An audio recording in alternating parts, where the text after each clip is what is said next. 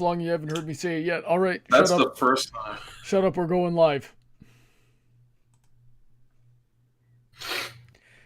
Good evening, everyone. Welcome to another Brony Debates. I hope you're all doing quite well. I hope the new year is going well for you thus far.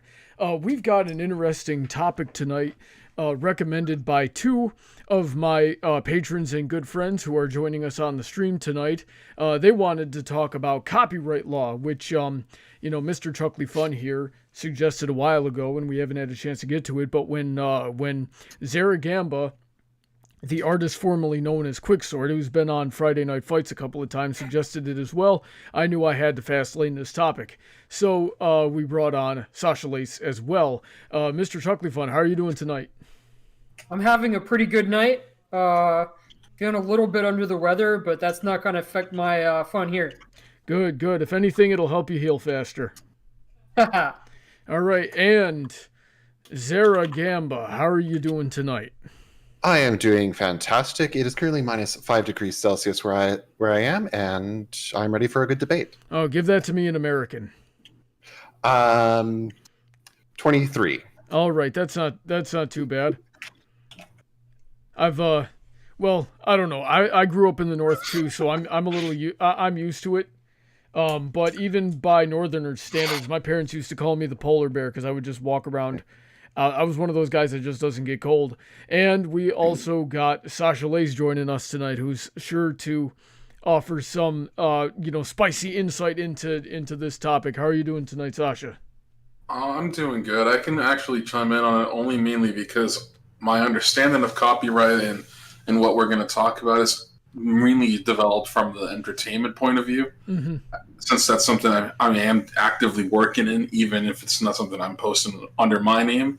So tonight will be fun. And speaking of polar bears, it's the same thing with me at my job. Yeah. They need loaders sometimes for the customers, and I'll just go out there, and I'm usually just wearing our red vest and like t-shirt, and people look at me and go, "Hey man, aren't you cold? Go get a jacket." I'm like, it's a 10-second power lift. I'll warm up. And just the vest. No undershirts, no socks, no pants, no johns, nothing. Just the vest. Yeah, just the vest. We're doing it pony style up in here. Okay, so real quick before we get into the meat and potatoes of it, I want to give a big shout out to all of my very generous supporters on Patreon who make this stuff easier. I got some good news for everybody. I'm going to be buying a house at the end of this month, and if it weren't for Patreon, I certainly would not be able to do that. And so I'm extremely grateful, especially to all the people on the $10 and up tier. Let me get this big long list pulled up. Princess Heather Blossom, Shady Oak Ministries, Sid McConroy, Autoknight, Emerald Spencer, Sodden, Girder, Senko, Jennan, Kellogg, Kyle Christensen, DJ Skywalker, Stephen A. Wilson, or Zeragamba right here, Wreck, Rein-Kun, Princess Sunshine Sparkle, Bootleg Bard, the Nameless One, and Dark Malcontent, the author of the Metaverse series. All these guys have their own content. Please check them out in the description. They all have links, and especially to Chucklyfun, who puts up with me in his house on a daily basis, which certainly has its numerous drawbacks. Wow. First of all, congrats, Brony. I was not aware that you were buying a house. Really happy for you. Thank you. I called this room, let's make it good times. Yep. Let's make it clear that him buying a house is not just being selfish and using stream money for personal gain. He's going to be using this house to improve his stream content. He'll have a lot more privacy to make better recordings. He'll be able to set up a studio. He'll be able to do a lot more projects to show off and do better videos. This is as much for you guys as it is for us.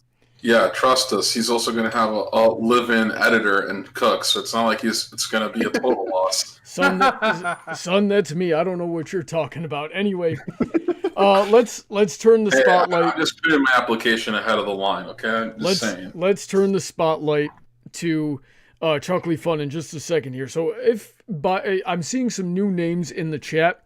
So if this is your first time tuning into a Brony Debates, let me tell you how this goes. We're going to talk about the topic for somewhere in the vicinity of 30 to 45 minutes here. Sometimes we go a little bit over time on that as well. But then for the last 15 minutes of the stream, or once we feel like we've said everything that we need to say, that's when we're going to get into the audience participation section. So I highly encourage you guys to chat with each other in the chat, ask questions of us. Any interesting questions that you have or comments that you make, we're going to be taking notes of them and we'll address them at the end of the stream. I'm looking forward to some interesting conversation. Now, Chuckly, what made you want to talk about this tonight? So I actually talk about this topic somewhat often on other platforms. I've been on Quora and Twitter and so on promoting this idea of reforming and abolishing copyright law. And I've written quite a few answers on it, and I've read material by some pretty important people putting forward their arguments for it. So I've been reading up and studying this idea for at least 5, maybe 10 years. All right. Wow, that's a long time to be studying something. Way to outclass us all. Yeah, so welcome to the Everybody Else on the Stream Gets Bullied Relentlessly podcast. And Starting on you, Ranger. You were not the only one to suggest this topic, though, because Zara wanted to talk about this as well. So, Zara, why did you want to talk about copyright? So, copyright itself, I think, is actually a pretty good thing. However, it's broken how it stands right now. It does need to be changed in a little bit more favor towards content creators like Brony and fan artists, especially because the copyright laws were written back when the internet didn't exist. It was written back when it was lawyers talking to lawyers. All right. We now have small fry people creating art off of copyright owned by other people. Okay.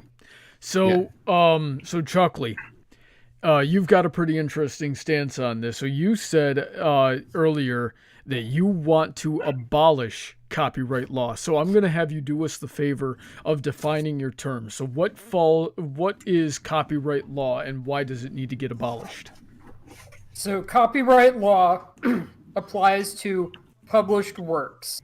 And anything like a published work, we're talking about things like novels, art, music, anything within what we would think of the artistic realm, with two big exceptions. Copyright does not cover fashion, and copyright does not cover food.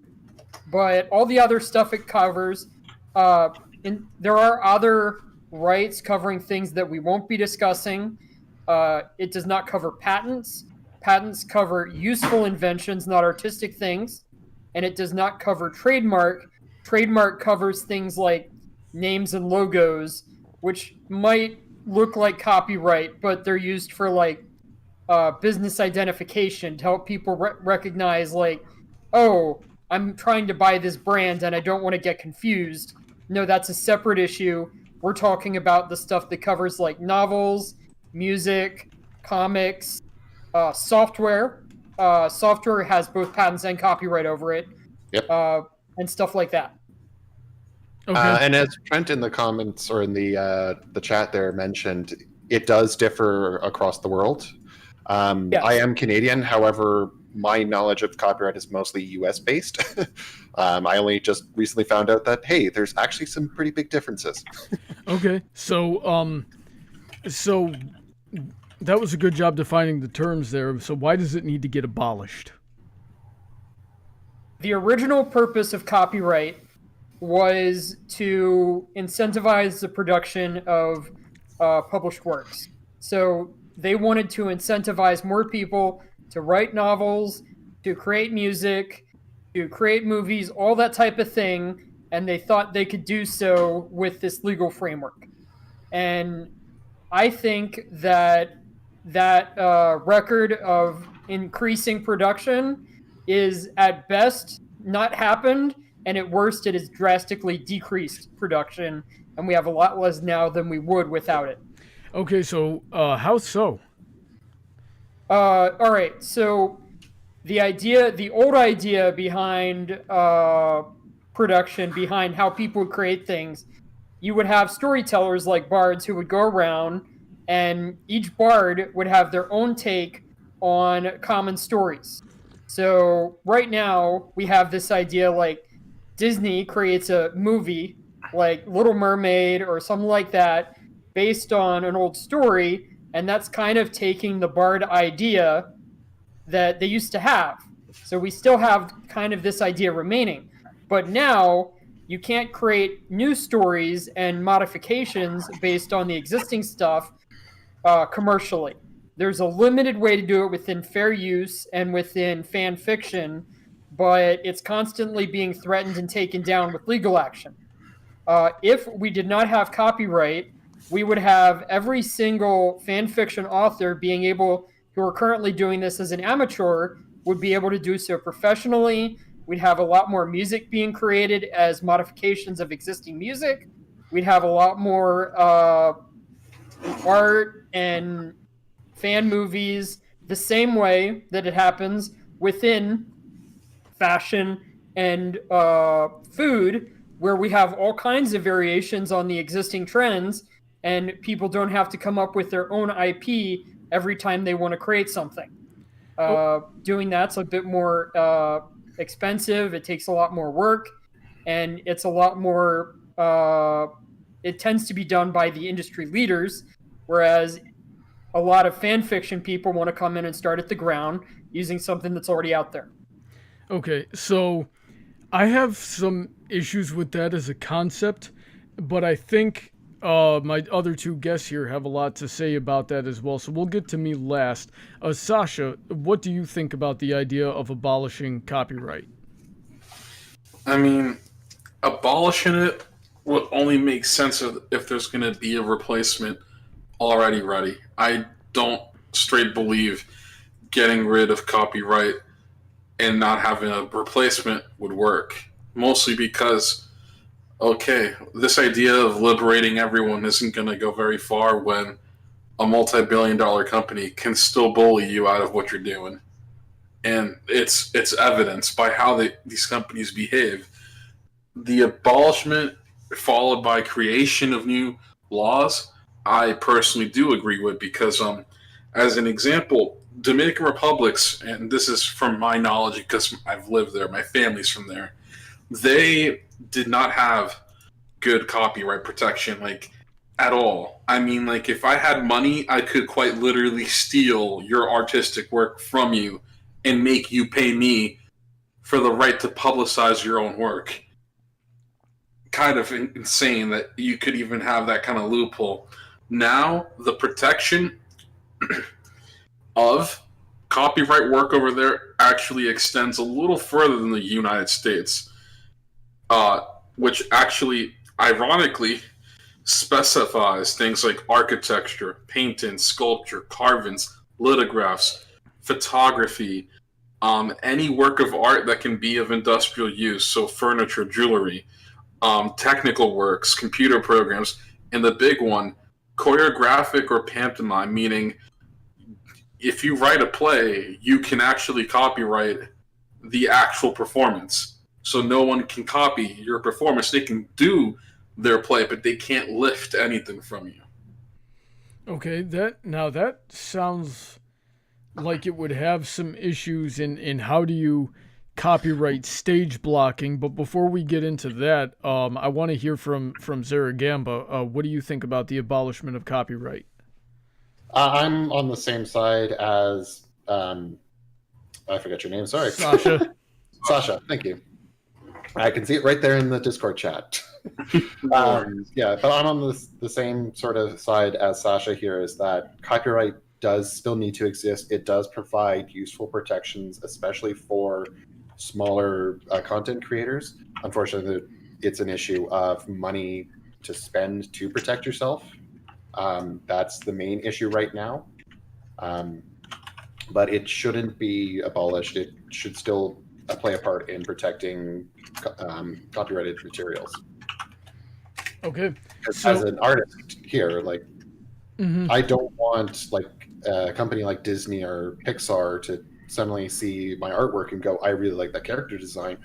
Let's go and write a full film based off of it. Indeed, and that does already happen in practice. Like, for example, I know that there are bots, that people have made bots for, like, Twitter and Facebook and things like that, and if you were to post a picture and say something along the lines of, I would like this design on a t-shirt, they will pick that up, and like, they're programmed to download the image and upload it to, like, Teespring or something under whoever the account of whoever made the bot, and then sell that, basically stealing your artwork and then selling it for money. So that's a definite violation of copyright law as it stands right there, and one of the reasons why copyright serves a purpose. So that's my issue with it, and that's roughly the same issue that everybody else took with abolishing it altogether. So Chuckly, how do you reconcile this issue? So we're talking about the idea that somebody could make money off of your artwork. Yeah, and just not just some money, all the money, and screw you right out of it. Or as Sasha said, and that's an aspect I hadn't even thought of, is out in the Dominican Republic, they might even make you pay for their theft of your artwork. Knowing companies, how they would. I'm not sure what the legal framework for taking all of the money is, or screwing you out of your own artwork. That is definitely against the libertarian ideal. The idea is that once you create the artwork, it's out in the public domain. However, most of what people are going to want from an artist is going to be custom artwork. So you're going to go to an artist and commission them to create artwork just for you. After they've created it, it doesn't make sense for them to be earning money on something like that unless they're producing their own goods based on it. So somebody produces a t-shirt and they keep on selling that t-shirt and they make money off of it. And the people that are going to want to buy that t-shirt the most are going to be their fans, and they're going to want to support the artist. A lot of fans are going to throw money at the artist, and they're going to find any way possible in order to do so. So the people buying the t-shirt secondhand through some other means, they're not the hardcore fans. They're people who just want a t-shirt. Well, what happens? Go ahead. Go ahead. Okay. So they're not the hardcore fans. They're people who just want a t-shirt. And ultimately, that is advertising for the artist. If your art spreads all across the world and everybody gets to know you, you're bringing in new fans to your art, to your work. And you're going to get more hardcore fans who are willing to pay. And you just got free advertising. I'm going to have to interject as, from actual experience, that is literally so far from the truth. No, exposure does not pay your bills. No, and I can't tell you how many times I've had people try to pull me in with that kind of stuff. I did that one time for a musician. I'm not going to name them because that situation is done and over with. But what I will say was, they basically had me ghost produce a track with the intent being that they were going to then turn around and literally for the next almost year put my work out there, put my links out there, like before his own, information. When you would go check the description for his new uploads or on his stream, you were supposed to see my information before his as a way to actually get me out there. Well, lo and behold, that libertarian idea of good faith did not pan out. He flat out actually just acted like that never happened, proceeded to make thousands of dollars off the song that I wrote, and people thought that he wrote that. So after months of trying to get this person to do the right thing, I had to step in legally and basically threaten him. I went, okay, I'm going to give you 24 hours to give me the money you've made. I don't care if you don't have it. if you don't give me the money, I'm putting out all the receipts of how you committed fraud, because now that you haven't held up your end of the deal, it's fraud. I'm going to put it out there, and I'm going to pursue you legally. Suddenly, in less than 12 hours, I had the entire amount of lifetime earnings of the song in my bank account. I shouldn't have to put good faith in people to do the right thing if the law made them have to comply without a handshake. So what do you think about that? Chuckly? So first of all, he's talking about a slightly different issue here, and that's called plagiarism. And well, I'm it not wasn't talking... plagiarism, though. I gave him the copyright of the. I gave him the copyright of the song in exchange on goodwill that he would promote me. Said so that he claimed that the work was his. That's plagiarism. No. I ghost wrote, meaning I gave him the copyright. All right. So it seems like asked for the copyright in good faith that he would hold out his end of the deal. It seems like we have some. Yeah, to play devil's advocate there a little bit, that sounds more like copyright, or not copyright. That's more contract law than copyright law. You did hand over the copyright. Well, Zara, what's the difference between copyright and contract law when you get down into something like this? So contract law is a written contract. It's a list of here's what I will do and here's what you'll do that is legally binding between two parties. What copyright does instead is it is saying that this person owns this content, you may not reproduce it.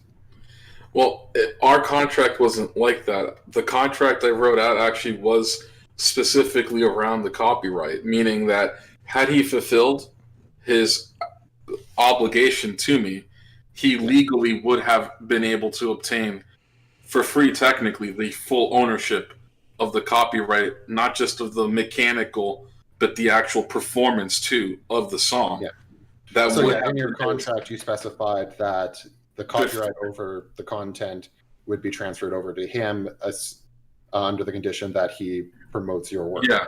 So he already owned the ownership of the license, but he legally forfeited within the first 30 days, which it said if he did not attend to his obligations within 30 days of signing, he would have to either A, and reimburse me for the financial value, or B, that he would forfeit and I would retain full ownership and gain profit from the song exclusively, despite his vocals being on it. Okay. Instead, when it boiled over, he paid me, and then I drew up another contract, and he withdrew the song entirely, and basically, to this day, pretends that he never made the song. All right, so Chuckly, how would you were telling us about how these are two separate issues here, so how do you reconcile this issue? So let me present a different scenario, which was recorded in one of the books, that displays much better what I'm talking about and then doesn't get into the very specific details of the contract law here. So over in China, there was a music artist who basically let her music get pirated to all ends. Everybody was listening to it in China, and she got contracted to do a private corporate concert for some executives, and she was earning far more money by doing private concerts and stuff like that than she ever was by selling off the song digitally or in CD form. So she basically had a marketing engine create her popularity because everybody was listening to it kind of the same way that everybody was listening to that stupid Rebecca Black Friday song. It just went everywhere and everybody knew what the song was. What really matters for making money with this digital stuff is mind share. If everybody knows who you are, you're going to get money because everyone's going. Oops. We lost his connection.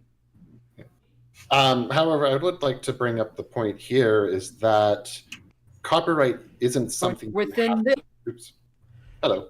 There's a point I'd like to bring up here is that copyright doesn't have to be defended. You are, as a copyright holder, able to say, yes, this content use is fine by me on a case-by-case basis. Right. It's as I understand it, the intention is when someone starts making money without giving you your cut or without, Offering you a cut. yeah, or something like that. That's when it becomes a problem. Now, from what I understood, copyright was supposed to prevent against plagiarism. So, Chuckly, what's the difference between plagiarism and copyright? I'd also like to point out here that copyright can also be used to stop a certain use of your characters or your story. Contrary to popular belief, fan art and fan fiction is not fair use protected. It is entirely copyright infringement.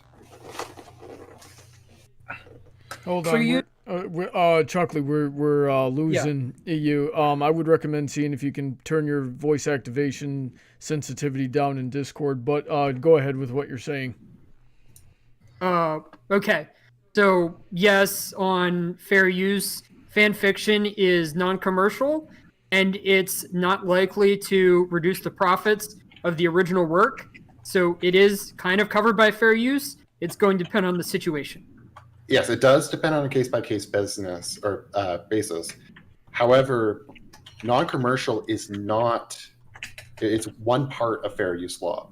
I think it is the biggest part of fair use law, but it can still be a case for the lawful removal of content. So you can meet all four of the criteria and still be infringing.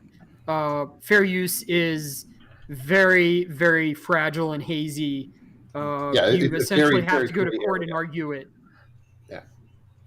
It has anything creative, anything laws around creative content has to be fuzzy and hazy like this because of how creative the creative industry is.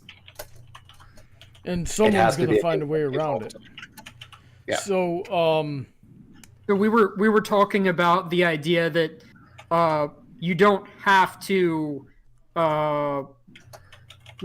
you can certainly go off on your own and ignore copyright law and publish it under some license that allows people to do the exact same thing I was describing. Okay. Yeah. Now, Sasha makes, or I should say has made, I don't know if he's got anything else coming down the pipes here, but a lot of the stuff that he's made has been remixes of things. And Sasha and I have worked together on pretty much all of the music projects that I've done, of which they've all been covers or parodies. So, where are we in violation of copyright law? We might be, but as far as I can tell, we fall under fair use. And I never profited directly off of. You can't actually profit off of cover music, but there's protocols and there's standards you have to follow within the entertainment industry to avoid the red tape. So number one, for example, you can upload a cover with the original instrumental. I mean, like the actual original instrumental, but you cannot make money directly from it because of all the tied up rights with the instrumental that you personally do not already have pre-approved access to. Yeah. This is There's why, for example, copyrights in music. This is why, for example, cover music that is expressly made either by the artist or hired by the artist doesn't have this red tape issue at all. As long as your remix, for example, is literally made up of mainly things that you own, you can proceed with it. The problem is, though, the voice. You're always getting issues, yes and no issues with the vocals, because unfortunately vocals fall under this really weird gray area when it comes to the copyright, because technically, right, if the entire instrumental that you've written is avoiding the copyright issue that usually instrumentals have, then why should the vocals also affect that issue?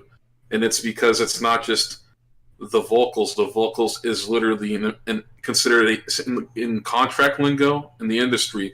The vocals is considered a representation of the artist, meaning like it's their likeness.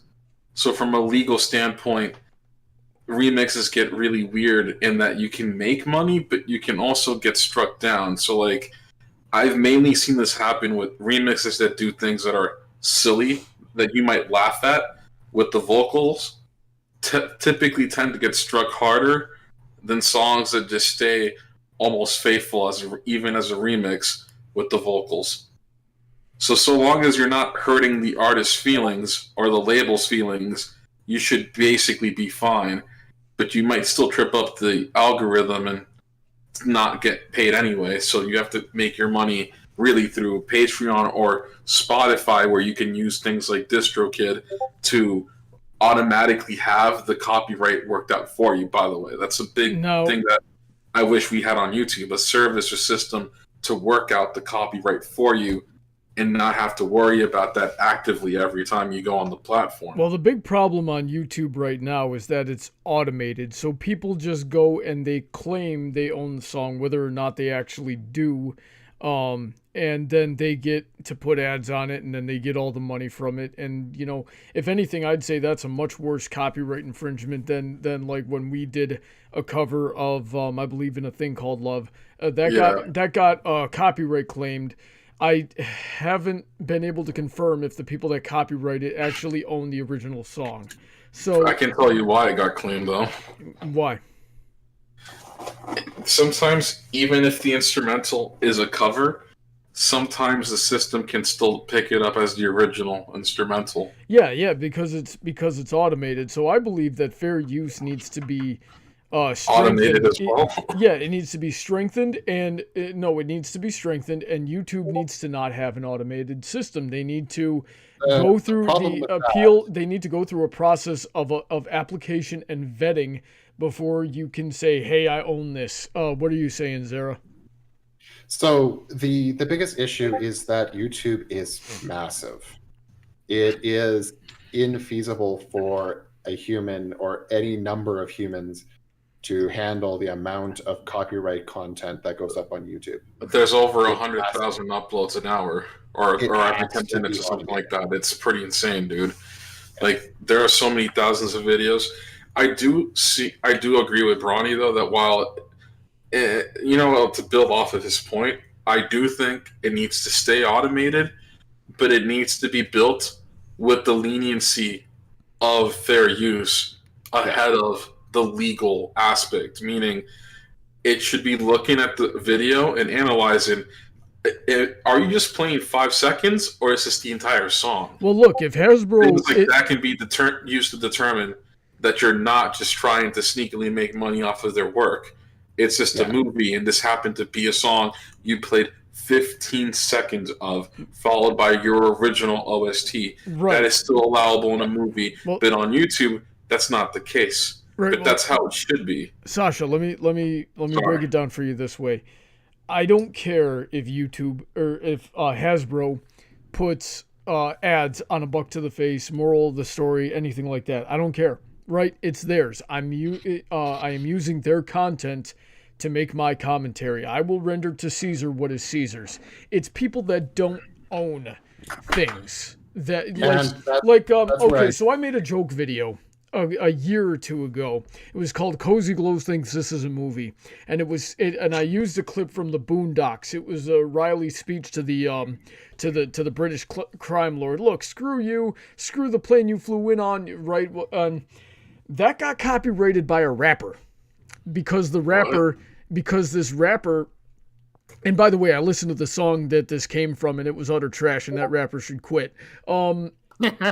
It is because this rapper used that Boondocks clip at the beginning of this trash song he made.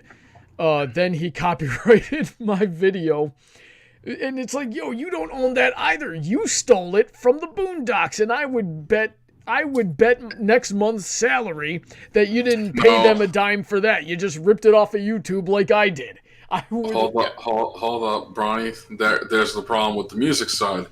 There's this thing called sampling. It's a set of rules and parameters that also, work into copyright.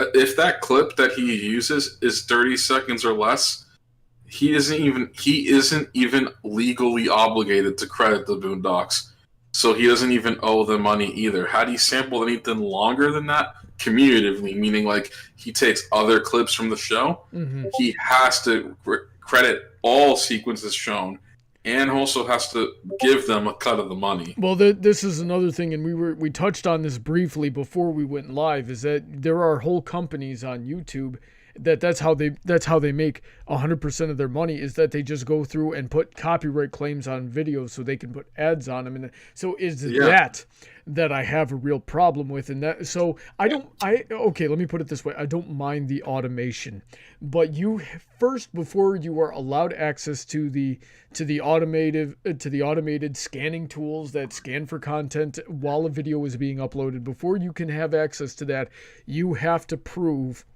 that you own it through a vetting process. At which point, let's say you own the rights to 500 songs.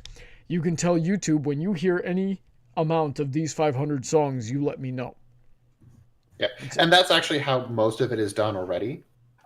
Most content that goes into the Content ID system is entered by large companies that are, their sole purpose is to enter stuff into YouTube Content ID. Right, and that's fine. But what I'm saying is, most of the people that do that now don't actually are just single they're single individuals or tiny. For the single individuals, the phrase that Sasha used before we went live was copyright trolling. Yeah, for single individuals, that stuff can be fully vetted by a human or by a legal team. I don't believe that would have as much content going through it. I think of corporations as well that use that automated system, because some of them are still, unfortunately, up to no good. I do think that you should have to have more than 1,000 employees to not have to be manually vetted at all. Yeah.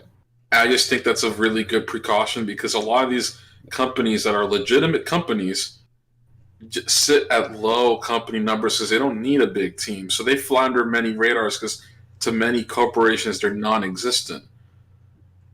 With this kind of requirement, they would not only be on a map, they would be actively looked at. They can't just enter into every part of the internet to start doing copyright claims just because they're a corporation. Because right now, if you're an individual getting ripped off on YouTube and someone is like making money off your video, you have to actually put a lot of information that a corporation doesn't have to put down.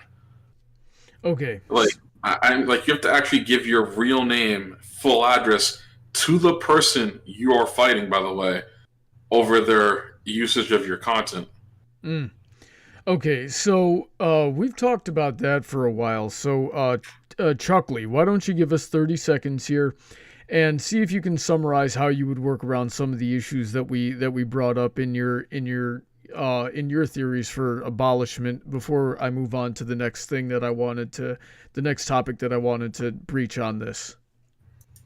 So one of the things that we haven't brought up so far, except as a side issue, is the idea of what's called a chilling effect, where if you bring a lawsuit against somebody, even if you have no capability or interest in pursuing the lawsuit, as long as you give them a cease and desist letter, a good portion of people will step down and not pursue what they were going to do. The chilling effect is about as effective as a lawsuit itself. And when creators on YouTube are going to get these lawsuit takedown attempts, the same happens with video games, the same happens with a bunch of other things, it doesn't really matter what the law is anymore, as long as the people who are creating the content are afraid of it. And if we have a law that is very ambiguous, like we were mentioning earlier, it has to be for copyright, most people work around it, then you can basically strike anybody, and you need a very good lawyer to be able to get out of it. That's a really scary issue, and it's tied into all of this, and it's one of the reasons why I want to get rid of the thing, because I hate chilling effects. Yeah, because it and I agree with you there, because that actually also gets weaponized into censorship. So let's say I'm going to use a hypothetical example here. Let's say you're talking trash about the Buffalo Bills, which most NFL fans do on a regular basis. Yeah, ask me how I know that. So you're talking trash about the Buffalo Bills. The owner of the Buffalo Bills says, I don't like people talking trash about my team on YouTube. So he goes and every time someone talks trash on YouTube about the Buffalo Bills, he copyright strikes that video saying you don't have the right to talk about the Buffalo Bills. And someone's going to have to sue him. And nobody wants to sue the owners of the Buffalo Bills because I bet you he can afford a really good lawyer, kind of thing. And so, and that concept can be applied to other corporations. It could be applied to politicians. It often does get applied to these kinds of things. Like back in 2006, I believe, there was a huge issue on YouTube with the Church of Scientology. And every time someone talked trash about the Church of Scientology, they went and took down the video. And, so in that, I agree with you there. And something needs to be done about that. So that, which we'll use as a transition. The biggest thing that's wrong there is it's a money problem. Mm-hmm. The people being hit by these cease and desists, these unlawful cease and desists, they talking or reviewing content by a baseball team or how they played, that is covered under fair use from my understanding. Mm-hmm. The problem is there's no cheap option for a person to go through and litigate against it. The UK is starting to have a small track claims court, mm-hmm. Which a EU citizen can go in and do. Well, not EU anymore, but anyway, that's another point. The US has one as well, but it's optional on both sides, the corporation side and the individual side, which defeats the purpose. You're right. I kind of think that the only way to make it fair is if a big corporation's going to, bully you with cease and desist, okay. If you do that, we go to court. They have to pay for both sides because if they're insisting that you're guilty, fine. When you lose, you have to pay for both halves. Yeah. But now, if there's the incentive that they have to actually legitimately fight you on exactly equal footing at their own cost, are they going to bully you now? Yeah. More than likely not, because they're just going to hand you free money in a courtroom. In the UK, they now have a small claims court that the defendant can choose to use, and it's got a limited settlement. No, not settlement. Whatever the term I'm looking for is, the cash payout, whatever. They've got a limitation on that. However, there's a judge at the end of the court. It's a legally binding verdict. So it's a cheap option for both individuals and corporations to go through and shut down misuse of copyright or misuse of fair use. Alrighty then. So we've been browbeating Chuckly for a while. Talking about the issues we see with his solutions. So let's flip the table around now. So let's go down the line here and talk about what we would, how we would amend copyright law, or if there are even any, real problems to it, which I'm pretty sure we all believe there are. So I don't even know why I said that, but let's talk about how we would reform copyright, and let's see if Chuckly has anything that he can see any problems with our theories that he wants to point out and offer solutions to. So Sasha, how would you change copyright? I would actually, first of all, not allow companies to have their own defined systems. It would all have to be a seamless system where, even the government can be actively involved when it needs to be with cases like this so that they don't go underneath the radar, Well, I'm just gonna say this right off the bat, in that government involvement in anything 9 out of 10 times ends horribly. But Chuckly, what do you think? I don't mean deeply either, to be fair. The real problem here, I think, is that it's so ambiguously defined what a lot of the law is that it ends up going to court if there's going to be any solution, if there's going to be any resolution, and that's expensive. So the reason why we have a lot of these solutions that Sasha doesn't like is because it's cheaper to settle outside of court. It's cheaper to come up with some other judgment alternative to avoid actually going to court and getting a resolution, because that's going to be expensive if you're going to court to protect the copyright of your 2-bit novel, of your little song you posted on YouTube. It just doesn't make sense to have to go to court and have the resolution there. So Sasha, what do you think about that? I just think the problem is a lot bigger than all of us can really handle. Okay, I wouldn't say that's a good answer. So Zara, I'm trying to think of a response. All right, we'll come back to you, Zara. How would you change copyright law, and how would you reform it? So I would make 2 changes. One is that I would limit the time of copyright to 50 years from first publish. First publish would be my suggestion. That gives time for the copyright to go through a couple of nostalgia cycles, because that's something that happens. The other change I would make would be to fair use and make it align with what's happening on the internet right now, such as with GIFs and small snippets in YouTube videos and things like that. It needs to be that if it's under 15 seconds or something like that, you can't claim copyright on it. It's too small of a thing for you to worry about. And it also allows us to freely use GIFs and reaction images, which are actually copyright infringement. But we use them so often that nobody gives a damn, really. Mm-hmm. It would just be very difficult to enforce. So, Chuckly, what do you think about that solution? Okay, we lost him again. Ah, there he is. That's moving a lot more in the direction that the existing. So the people that I talked to about in the beginning, the people who wrote some of the material that I'd looked into, had some moderate suggestions to fixes where, okay, they want to abolish copyright like I do, but they recognize that not everyone is going to agree. Let's talk about some compromises. First on the list is going to be, let's shorten the amount of time. That's just restricting the law a bit, and it's going to make it a lot easier on everybody. I want all this stuff to be able to get into the public domain within almost immediately.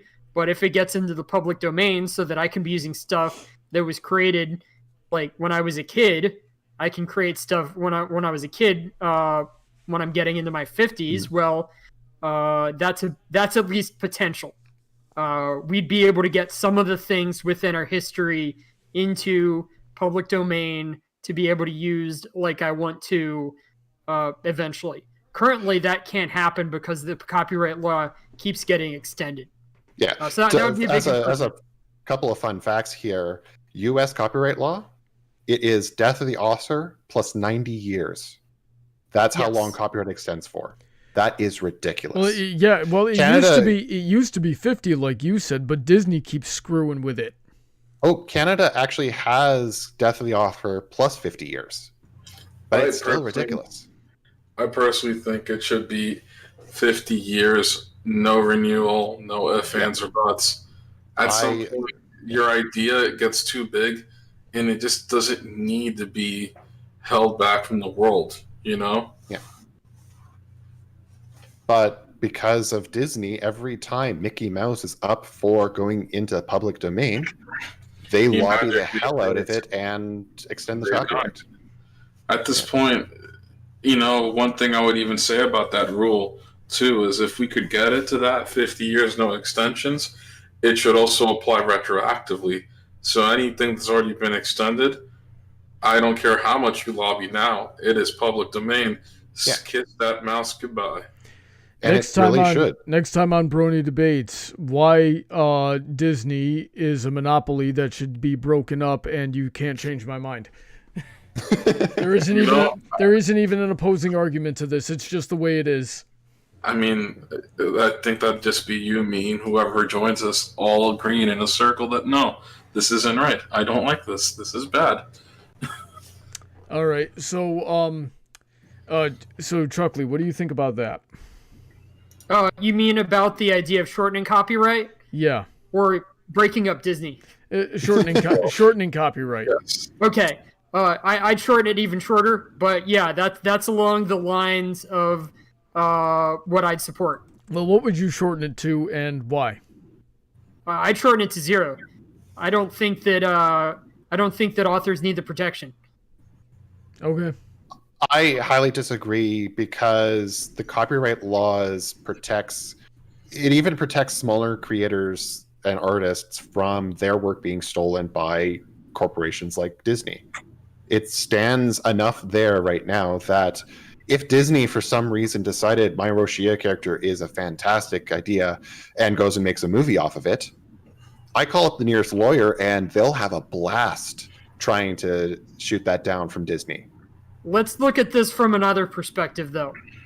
Your character gets incredibly famous, and everybody goes and figures out what the original work it was based on was. They figure out that you were the creator of this now world-famous character. You get a ton based on that. Okay, Disney got a ton from you, but they also put a ton of work into it, too. You now get a ton of popularity because your work... something that you influenced is now world famous. Right, but they stole the idea without contacting me. Exposure doesn't pay bills, and I shouldn't have to be paid later. And a perfect example of how, again, that's just too fantastical thinking, man. Does everybody know a little game by a small indie developer and an indie publisher called Borderlands? Yeah, what about it? Yeah. So the style of the game was actually flat out ripped. Like, it's not even that original of an idea. They literally stole it from a student film. So that's the art style. There are if you look at art styles in video games for the AAA stuff, you're gonna find thousands of repetition everywhere. Yeah, but we're talking like they even later on admitted that it came from a video, but wouldn't say where. So that's one of those gray areas of copyright. It's one of those things where the artist wasn't even mad. He actually was just mad that they didn't even say it was from him. Like, well, they're afraid that he'd take them legal action if they did. Well, then you don't do that. You do the right thing and don't be a scum more like Randy Pitchford. But then again, he's also known for Aliens, Colonial Marines. Can't really be that surprised about him. That's what I mean, dude. Corporations aren't that nice. I put no trust in any corporation. To put trust in a corporation is like saying that you trust a meth-addicted doctor to perform an open heart surgery on you. You shouldn't. Yeah. You will die, just like a corporation will bleed you dry and say that it was nothing personnel, that it's just business. Yeah, none of this is based on trust here. Yeah, but copyright law exists because there is no trust. That's actually what I was going to say. We can't live in a perfect world. I'm not going to assume that everyone that does business with me is doing it with no malintentions. That's what contract laws exist for as well. Yes. Yeah. So what do you think about that, Chuckly? Like, so what they're saying here is copyright exists because there's psychopaths out there who are not going to abide by the honor system. So what do you do in that situation? I thought Sasha brought up a great example of why we shouldn't have copyright law. I don't think that you should have to pay somebody for mimicking an art style. Like, the Borderlands art style, if you look at art styles across video games, you're going to find a ton of commonness. The idea of cell shading is now used all across video games, and that's to everyone's benefit when it looks good. Like, you shouldn't be restricting people from using something that kind of looks like what you did? If we did, copyright would be broken far more than it already is. You're not just stealing characters, you're stealing art itself. So I'm not accusing anyone of restricting. All it boils down to is if you can't come up with it on your own and you're going to use blatant references, have some dignity and at least acknowledge it. Don't half-heartedly acknowledge it and get upset when people expose you by going to look into the artist that you wouldn't even name. So, like, you knew who it was, just say it. All I'm saying is, if we're going to live in an honor system, then have the decency to be like, hey, so yeah, this style, I took it from this, I took it from that. I want to give thanks to the said creators. I mean, hey, without them, I wouldn't have had. If you can't even say that, then you're not very proud of your product. You're only proud of how far you've gone deceiving people then. All right. They might have been afraid for legal. I would like to step in here and say that I don't think an art style is something covered by copyright. It's too universal. It's too much of an idea. Copyright covers the creative aspect of something, but patent is more for the idea of something. So how you went about creating your art style, like specifically what filters you apply in Photoshop or Krita or whatever, that would be more under patent law. You would have a hard time on that, but it's not something covered by copyright.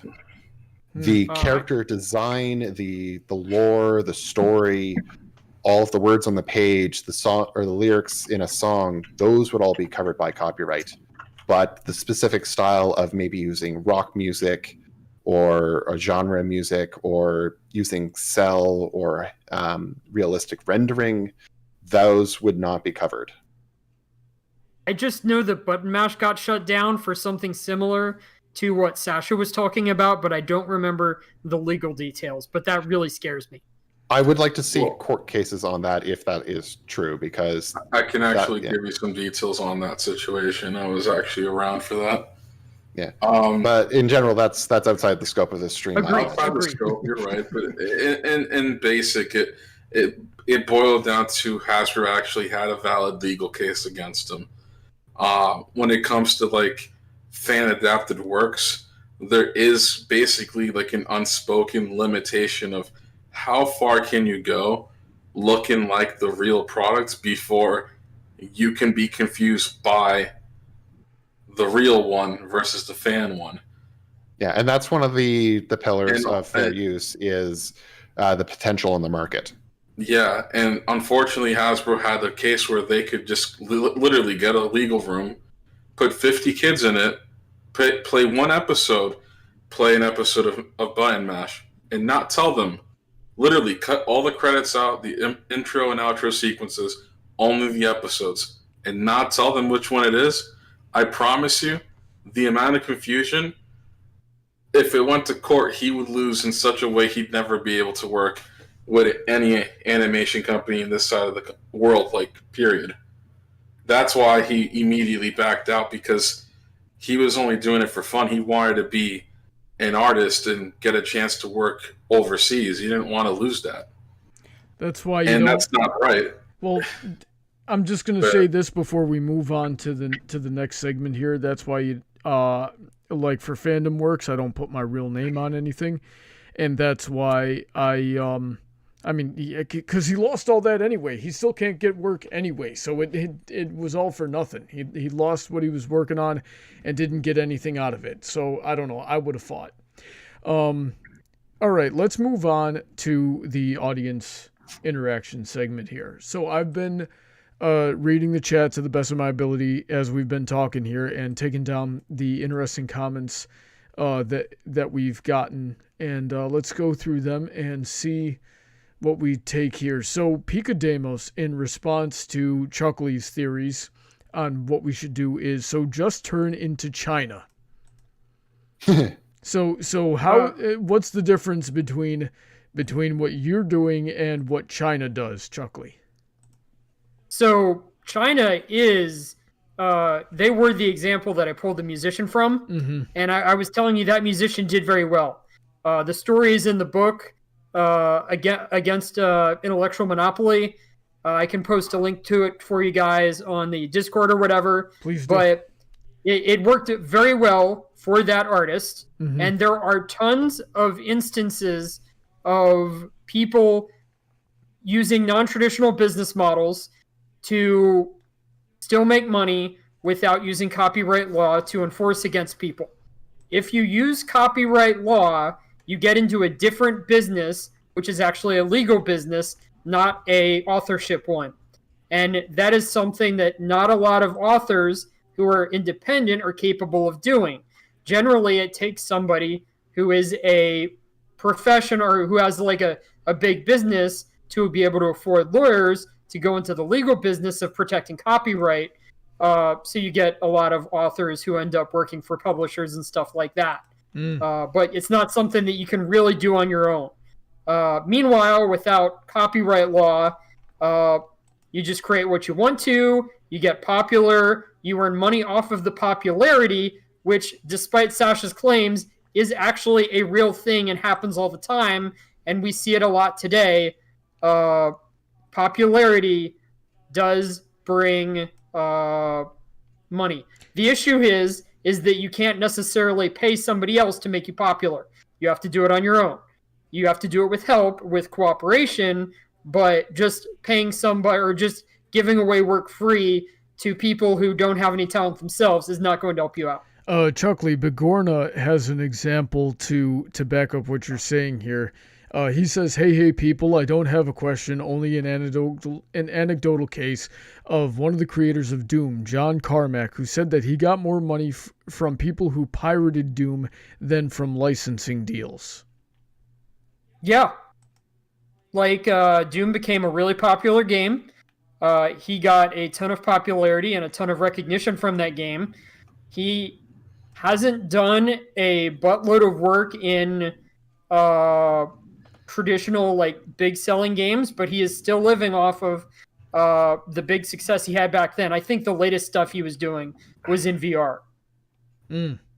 So let's see here. Angel of Speed says, how long should copyright last? It's currently 96 years. So I believe we said that it was 90 in America. It's 90 years after the death of the author. Death the author plus 90 in the States. Yeah. Death the author plus 50 in Canada. Now, we did talk about this. So Chuckly said 0, as in because he believes in abolishment.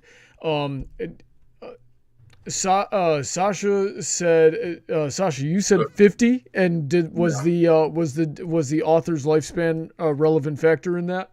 No, just 50 years from date of publishing.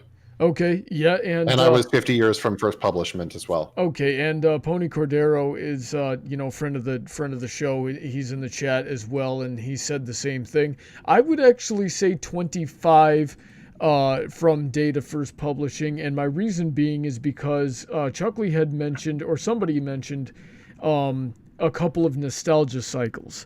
So I'm sorry for miscrediting. When that first nostalgia cycle hits, there's a lot of potential for money in that. When there's with new fans that want fresh content. So I would say go for it at that point. And that would play somewhat into what you guys are saying, but also somewhat into what Chuckly is saying. At least I think it would. Somebody correct me if I'm wrong. Yeah. 50 years, I feel, is a little bit better for that because that allows for about 2 nostalgia cycles, possibly probably 3. 3. Yeah. Honestly, I think 50 years is healthy. 50 years actually covers the entire cycle of nostalgia because not everything becomes nostalgic instantly. You're going to have products that might become, nostalgic by the time 5-year mark. So they became nostalgic by the time that they became free. That sucks. Yeah, and by the time that content ends up in the public domain after 50 years, that's more or less considered a classic, if it's still remembered. Well, with the internet, it will be. So, 50 years is a classic. I think that's a healthy place to start. Although, again, I do emphasize, if we pass that, then it needs to be retroactive. So anything that's already over 50 needs to be made an example of. Unfortunately, I highly doubt that would happen at all. Only because Disney and their mouse. Oh yeah, Disney and their mouse for sure. It's so the plan is simple, you see. We kill the mouse. We kill the mouse man. Okay, I don't know. I hate Disney so much. Anyway, Pony Cordero says, I want copy fight laws, where if I beat you in hand-to-hand combat, I now own the IP in question, and you know what? I'll go for that. Actually, I'm down with Can that. I change the rules to being within a fighting game?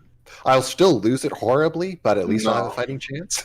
No, you see, you've got to be like Socrates and Plato, all right, where they were philosophers, but they were also jacked soldiers and wrestlers and could totally take you if you, if you tried. Yes, you must be strong in mind, body, and spirit if what you created is worth defending. Otherwise, you deserve to have it taken from you, scrub. Honestly, I agree with Brony. That system should be the alternative. So, we already know most CEOs are, wimpy and weak, so you take them to a ring. Yeah, but then their legal departments will hire people like Schwarzenegger and just win automatically. No.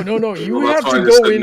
You have to go in yourself. You will not name a champion. If you bring a substitute, you automatically forfeit the fight, and you are now going to be publicly whipped 150 times with bamboo per limb. Yeah, well, actually, this kind of leads into another point I wanted to bring up, and I think Malik in the chat had mentioned it about 25 years after author's death. Mm-hmm. The problem with after author's death, I'm not 100% sure, but I think that's the corporation. Or the estate. Yeah, the estate, yeah. Because there's a lot of copyright that's tied to a company, not to a person. Mm-hmm. And that gets a lot more complex in other ways, where if you have multiple people who own the copyright or have a stake in it, they can both lock each other out in a sort of mutually assured destruction. That happened in a big case with Tokyo Pop back in my manga days. Oof. Hence the flat 50 years. That's it.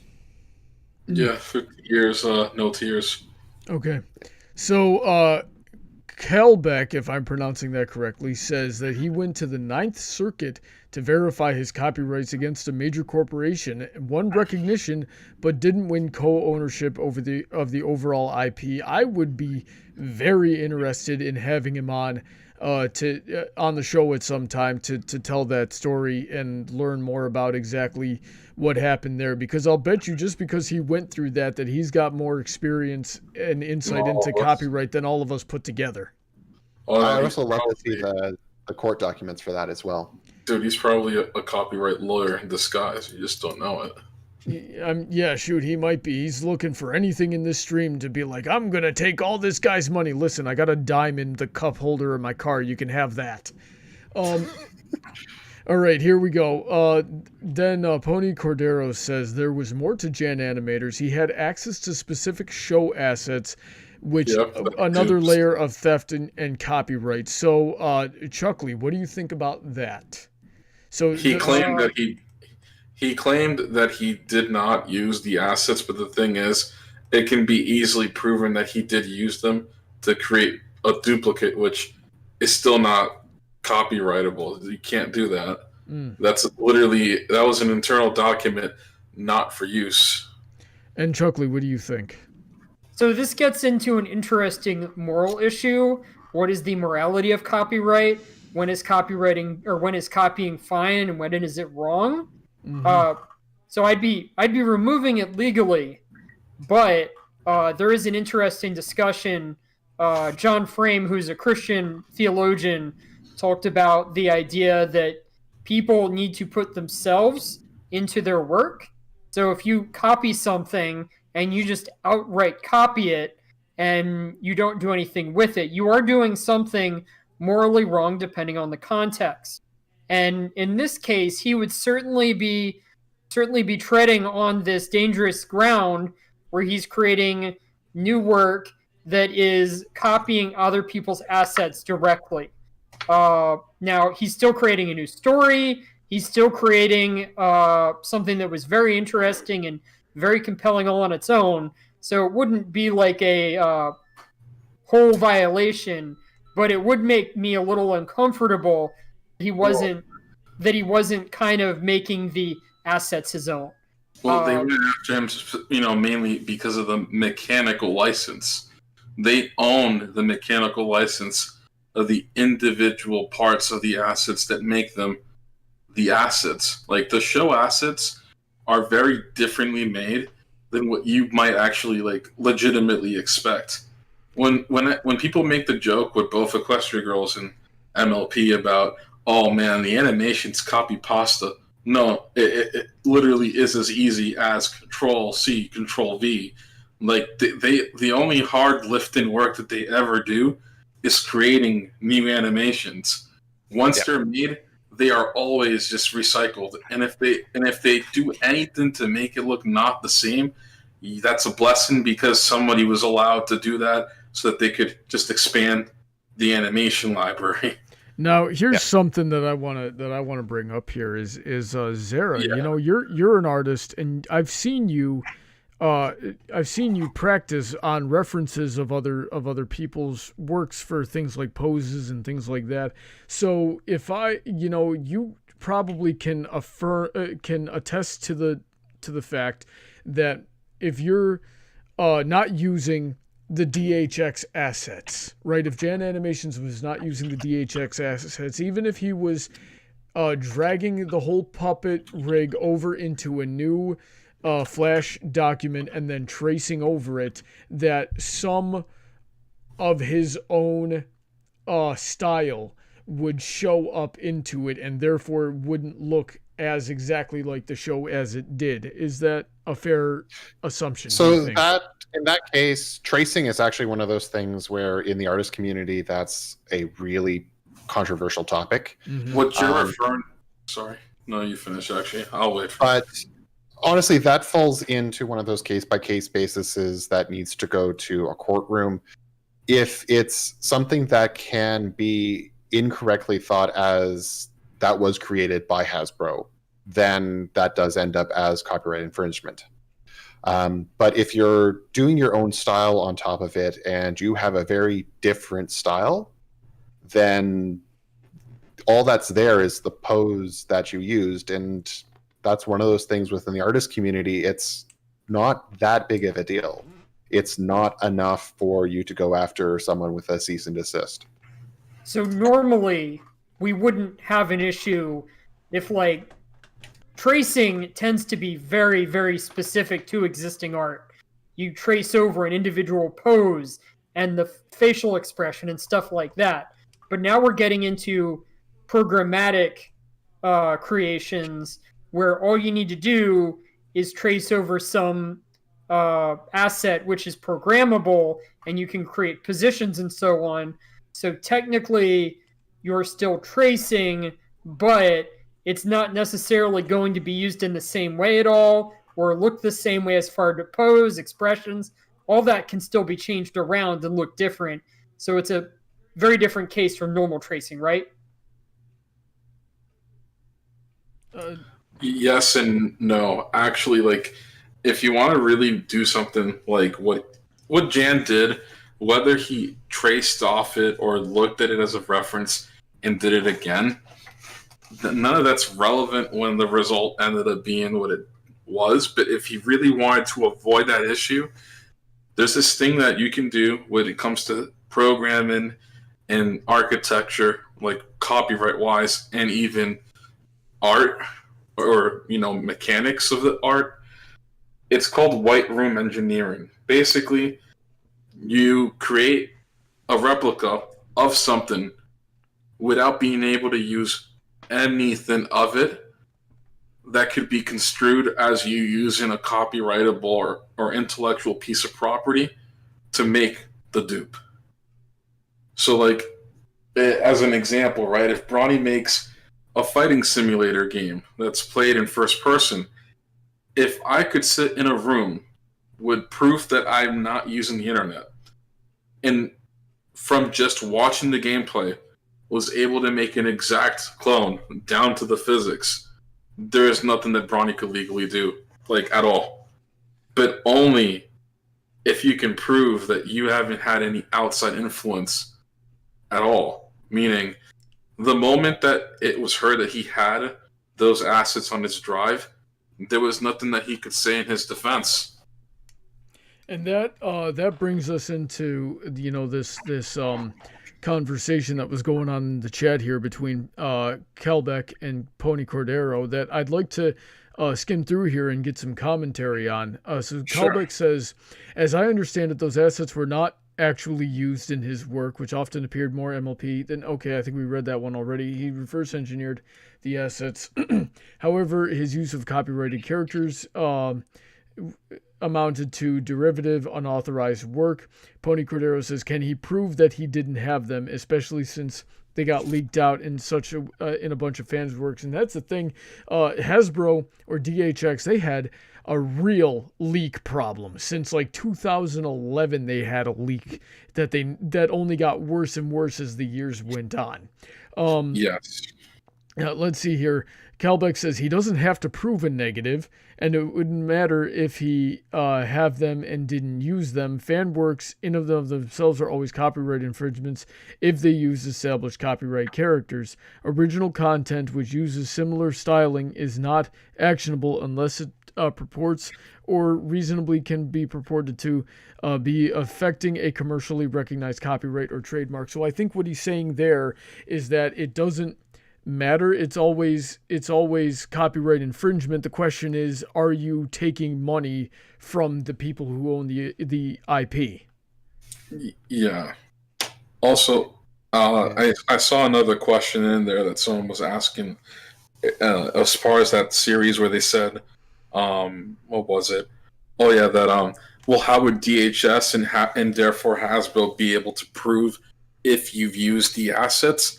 Actually, very simple. To just answer that one question there, they literally programmed the assets with a built-in glitch.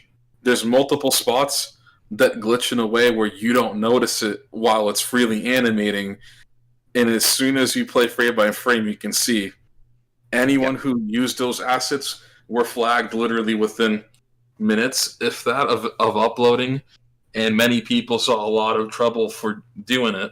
But to get to the legal perspective, oh boy. Yeah, that's one of those things that is happening more and more now, is more of that watermarking technology. Yeah. I know that in 3D modeling and 3D printing, there is now a service that you can upload your 3D mesh, and it will go in and add new vertices and new mesh elements, and will watermark it with a specific amount of text. So you can say that, hey, this model was created by me. And if you go on to Thingiverse and find your model, you can download it and prove, hey, this model is not theirs, it's mine. Mm-hmm. And watermarks can get annoying, especially if you're working in something like an animation software. So you make it the same color as, whatever it is you're putting the watermark on. Like, say you put the watermark on the leg and make it the same exact color as the leg, and then you mask it on a lower layer, and bury it. It would be very difficult to find that watermark to somebody who's just trying to steal it for some quick animation. That's an oxymoronic statement in and of itself, but that's what paper towns are. Yeah.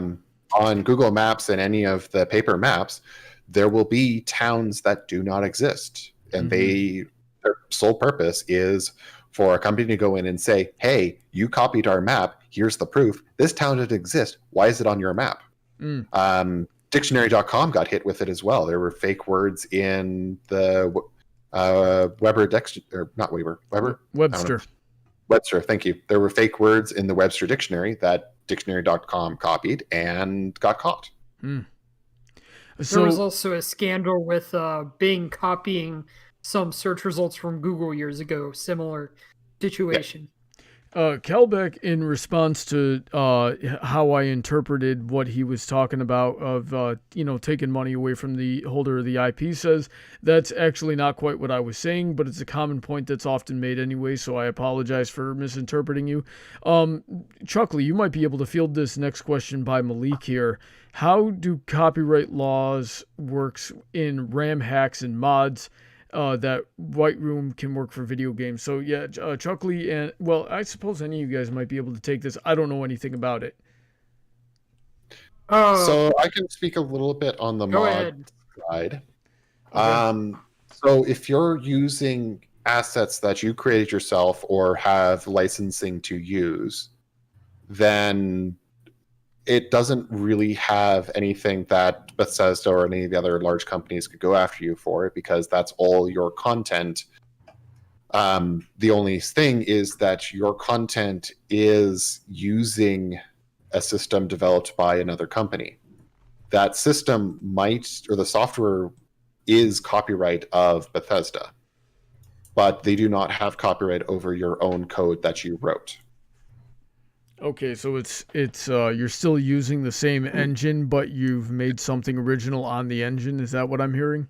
Yeah. Okay, and Chuckly, what were you gonna say? So mods here are, I think, a different situation from the RAM hacks. A lot of mods have tacit permission from the creators of the original game. A lot of games release APIs for people to create mods into. And that's a very popular way for developers to increase the popularity of their game if they can get some popular mod teams to start using it. So that is quite a bit different, assuming that the mods usually are not using any copyrighted material. They create almost all their own art assets. They put in a ton of work that's equivalent to developing their own video game. They're technically using somebody else's engine, but they usually don't distribute the mod for money unless they become acquired or published or something. So that's a mod. RAM hacks, I think, typically just try and stay small enough that nobody cares, but they would be infringing. Yeah, I don't know too much about RAM hacks, but from my understanding, it's just flipping a couple of bits in the RAM to enable a flag.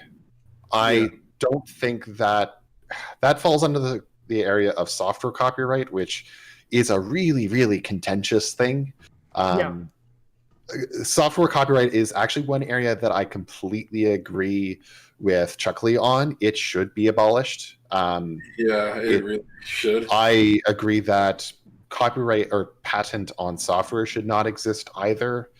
But that's only for software, since it's closer to invention than anything. And it's software. Yeah. I just think that software is a language, and it being held behind copyrighted and patent just makes it a not very usable or efficient language. If you're always afraid you're going to get in legal hot water for having incidentally written code, like you can literally only write code so many different ways. There's only so many different ways you can do it. I think it's Amazon that owns the copyright on the Infinite Scroll, or a particular implementation of that. The patent on Infinite Scroll.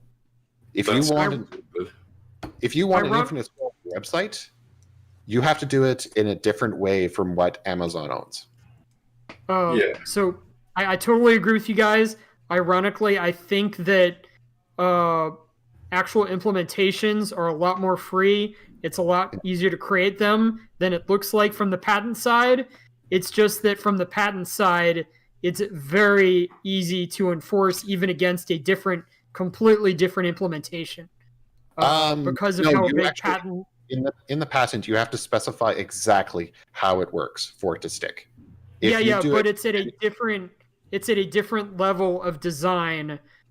So you can have a very high level design specified exactly, and then at the lower level, the implementation, you could have 1,000 different implementations down there that only make sense to computer scientists, but most of the people reviewing patent law are not computer scientists and are not reviewing something at the level of callbacks and at the level of really low-level stuff.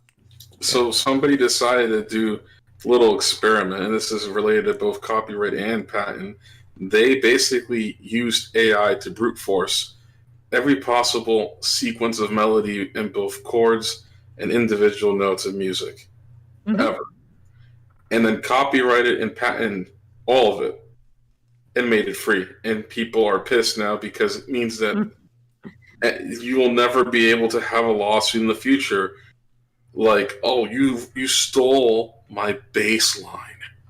I wrote that bass line. No one's ever performed that bass line.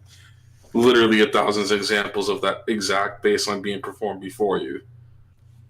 Except that we're going to have the same issue that we had with the guy literally copywriting part of that stupid intro that Brony was talking about. Well, they made it free, so you can't do that either. You have a valid defense against it, maybe. Swinging back around to software here again, something that is interesting is that in game development, you can copyright the story, the characters, and all of that. You can't copyright the mechanics. You can't copyright what a first-person shooter is. You can't copyright what a health pack is. That's covered by patent. Yes. But those patents they're easily defendable a lot of the time. Okay.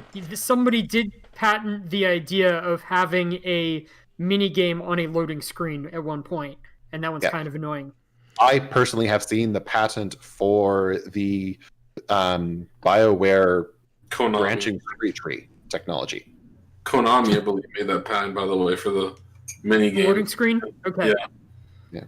Okay, so I'm not seeing anything else new in the chat, and you guys have lost me like 10 minutes ago because I have no idea about software engineering or video games or anything like that. So I think that's a good spot to wrap it up. Are there any objections?